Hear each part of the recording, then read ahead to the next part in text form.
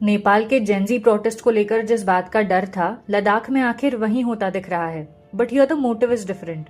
लद्दाख में बसे famous engineer and environmentalist Sonam Wangchuk पिछले कुछ सालों से लद्दाख के लिए 6th शेड्यूल की डिमांड कर रहे हैं और इस डिमांड के लिए वो कई बार अनशन भी कर चुके हैं।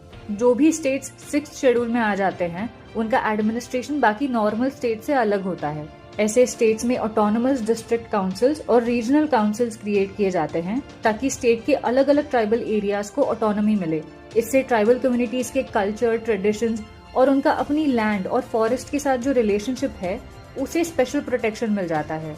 Sonam Wangchuk is basically demanding the same for Ladakh as well to protect Ladakh's fragile ecosystem. Wednesday को लद्दाख में जो वायलेंस हुआ उसके पीछे 2 मेजर रीजंस हैं। पहला, वायलेंस से पहले सोनम अपने सपोर्टर्स के साथ अनशन पर थे और उनमें से 2 अनशन कर रहे लोगों की तबीयत खराब हो गई और उन्हें हॉस्पिटलाइज करना पड़ा। And the second thing is, as per Sonam Wangchuck, उनके यंग सपोर्टर्स उनके पीसफुल तरीकों से तंग आ चुके थे और गवर्नमेंट अथॉरिटीज ने फॉर्मल डायलॉग के लिए मीटिंग की अगली डेट 6 अक्टूबर को दी थी, which felt like a huge delay. Also, the protesting Ladakhi youth was frustrated क्योंकि allegedly अब तक गवर्नमेंट अथॉरिटीज के साथ हो रहे मीटिंग से कोई स्ट्रॉन्ग आउटपुट नहीं निकला है और उनके डिमांड्स अब तक पूरे नहीं किए गए हैं। इसके चलते वेडनेसडे को लद्दाख के बाकी लोगों ने भी इन प्रोटेस्टर्स को ज्वाइन किया and the situation took a violent turn.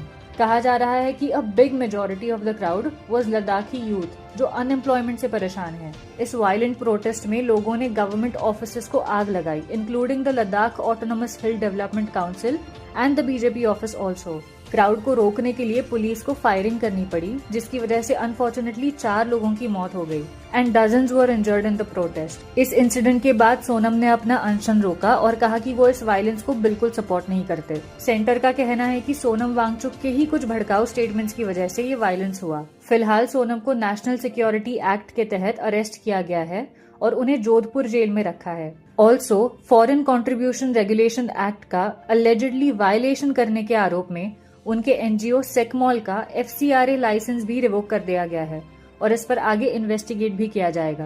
क्या सच में नेपाल की तरह इंडिया में और भी प्रोटेस्ट हो सकते हैं और क्या ये तरीका सही है? Let me know in the comments down below.